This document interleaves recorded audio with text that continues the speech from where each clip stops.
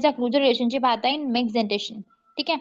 अभी आपने बात की है पहले परमानेंट जनरेशन के अंदर कि मैं आपका जो मोलर रिलेशनशिप है closure relationship it is basically class one, class two और इट इज क्लास थ्री। ठीक है।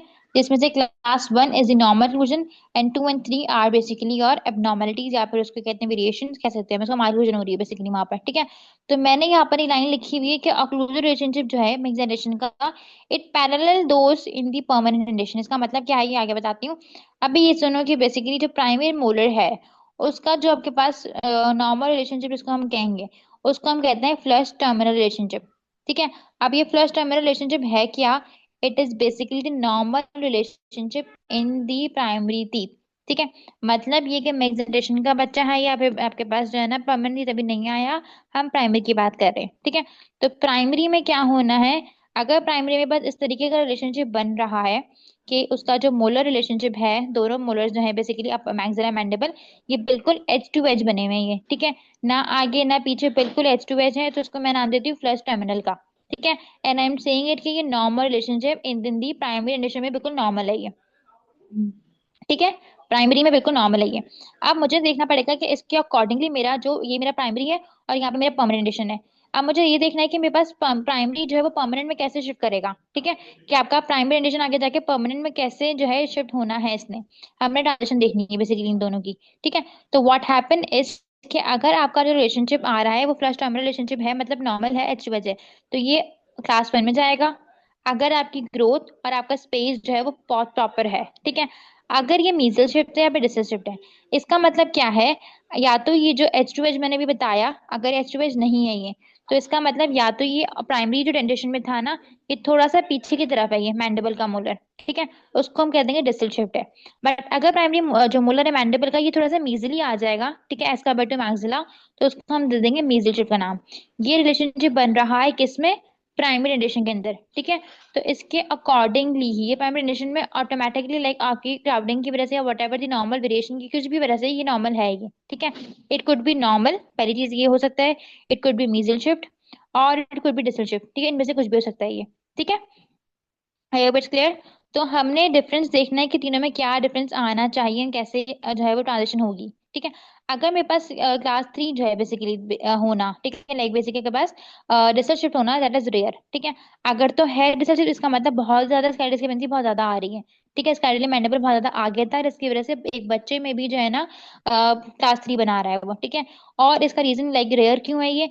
इसका रीजन ये है कि मैंडेबल की जो ग्रोथ होती है वो हमें पता है लेट होती है वो। ठीक है। लाइक वो अर्ली नहीं होती, वो थोड़ा सा लैग करती है। ठीक है। एंड देन अल्टीमेटली वो चेंज होगा। तो इसीलिए बस ये जो है बहुत ज्यादा रेयर है क्लास थ्री बच्चे में होना। ठीक है। बट है तो उसका मतलब सही उसके अंदर बच्चे में आ रही है। ठीक है। अब हमने देखना है कि मोलर रिलेशनशिप जो हो रही है, लाइक मोलर की ट्रांजिशन जो होती है ड्यूरिंग मिक्सेशन वो कैसे होती है। We have two phenomena here, बहुत इंपॉर्टेंट है, सोर्सेज ना। पहला आता है आपके पास लीवेज स्पेस का यूज एंड सेकंड होता है डिफरेंशियल ग्रोथ का होना। ठीक है। तो पहले बात करते हैं लीवेज स्पेस का कैसे यूज हो रहा है। तो अगर मैंने कह रही हूँ कि मेरे पास मेरा जो अर्ली लॉस हो रहा है, लाइक नॉर्मल लॉस हो रहा है बेसिकली के पास उसका प्राइमरी मोलर का, तो मैक्सिलरी मैंडिबल के जो मोलर्स हैं वो मीजिली आ जाएंगे ऑब्वियसली, क्योंकि वहां पे स्पेस मिल रहा है उनको, वो आगे आ जाएंगे वो। ठीक है। जिसकी वजह से क्या होगा, आपका अल्टीमेटली मैंडिबुलर जो मोलर है वो शिफ्ट करेगा देन दी मोर देन मैक्सिला। ठीक है। और यहाँ पे मेरा जो फ्लश टर्मिनल से रिलेशनशिप था वो चला जाएगा क्लास वन मोलर बना लेगा वो। ठीक है। बात समझ आई?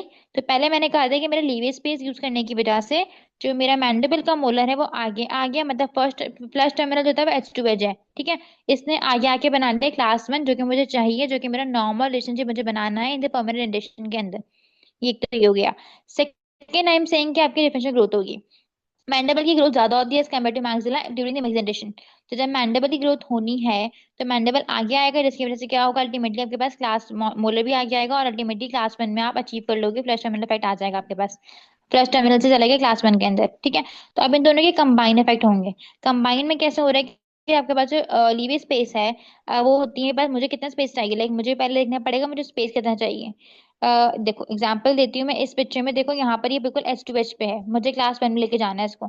अब क्लास वन में लाने के लिए मुझे अपना ये जो कस्प को थोड़ा सा आगे करना है। ठीक है।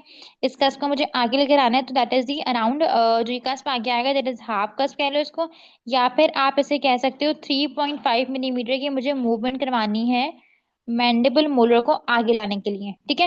ये 3.5 मिलीमीटर डिस्टेंस इसने कवर करना है मैंडिबल मोलर ने।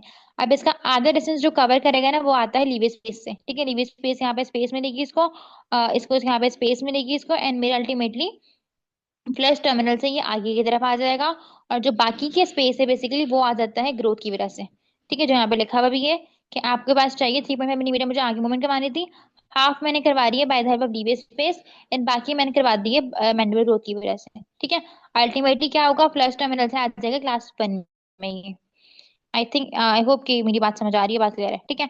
बट आपके पास सिर्फ सिनेरियो ये नहीं होता, ठीक है। सिनेरियो और क्या क्या हो सकता है कि आपने क्या करना है, बेसिकली मुझे फॉरवर्ड मूवमेंट करवाने की वजह से बेसिकली मैं हाफ कस को 3.5 मिलीमीटर आगे लेकर आ रही हूँ। ये सिर्फ तब पॉसिबल है जब मेरी मैंडिबल की ग्रोथ या तो फेवरेबल है, लाइक मेरे उसमें हो रही है, या फिर आपने लीवर स्पेस को प्रॉपरली यूटिलाइज किया है, अवेलेबल था वो अभी तक ही। और इन दोनों की गारंटी नहीं है, इन दोनों का कुछ नहीं पता है कि लीवर स्पेस क्या पता पहले यूज हो चुकी हो, ठीक है। या क्या पता है मैंडिबल की ग्रोथ बहुत ज्यादा हो जाए या फिर हो ही नहीं, ठीक है। तो कुछ भी हो सकता है दोनों में।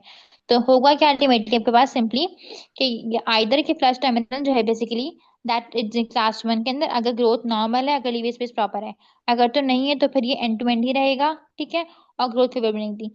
अगर ये डिसीज स्टेप में था, मतलब कि मैंडिबल जो है वो पीछे की तरफ था, तो either it could be class 2 में चला जाएगा, बेसिकली मैक्सिला थोड़ा सा आगे होगा और मैंडिबल पीछे रहेगा, ठीक है। बट अगर ये मीजल स्टेप में है, ठीक है, देखिए, और थोड़ा सा आगे था तो ये अभी भी ग्रोथ होती जा रही है, तो ये फर्दर आगे आ जाएगा, मतलब क्लास 3 में आ जाएगा, ठीक है।